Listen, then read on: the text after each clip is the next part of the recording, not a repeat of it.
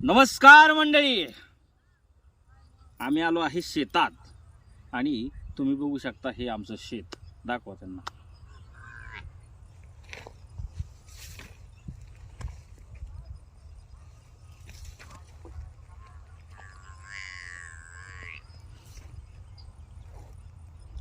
तर मंडळी, काही दिवसापूर्वी आम्ही पुण्याला गेलो होतो आणि आम्ही अशा पोशाखात गेलो होतो की जो पोशाख तुम्ही प्रत्येक सोशल मीडियावरती बघताय.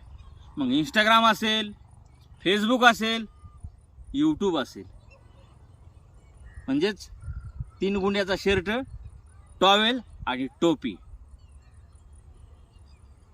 आणि पुण्यात गेल्यानंतर पुण्यातील काही लोकांनी आम्हाला अनपढ आणि गवार समजलं. ही ती लोक होती जी त्यांनी स्वतःची जमीन म्हणजेच गावाकडली जमीन विकून पुण्यात जाऊन गाड्या आणि माड्या विकत घेतल्या. आता त्यांना काय माहिती, शेतकरी म्हणजे उभ्या जगाचा पोशिंदा आहे. तर मित्रांनो, आम्हाला अनपढ आणि गवार समजलं हेच वाईट वाटलं नाही, पण एका शेतकरी राजाला त्यांनी इतक्या खालच्या दर्जाचं समजलं, याचं खरंच खूप वाईट वाटलं. शेतकरी राजा हा कालही ब्रँड होता, आजही ब्रँड आहे आणि इथून पुढं ब्रँडच राहणार. मित्रांनो, गावाकडील जमीन विकून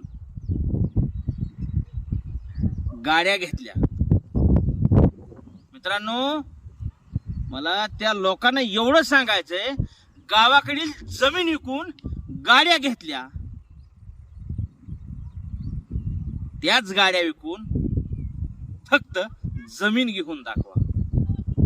त्यामुळे शेतकरी राजाला कधीच कमी लेखायचं नाही.